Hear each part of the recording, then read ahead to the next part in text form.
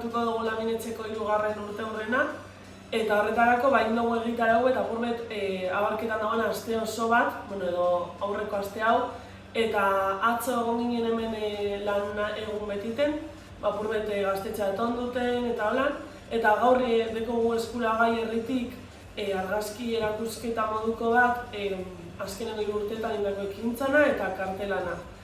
Eta bihar dator egun potentea, dala urteurrena, eta egun osoko programazioa dekogu, hasieran Arratiko euskera taldeak aurkeztu ematingo dozku taldeana, gero Baskari egongo da, bertso saioagaz, eta gero flepote bat eta gauean kontzertuek.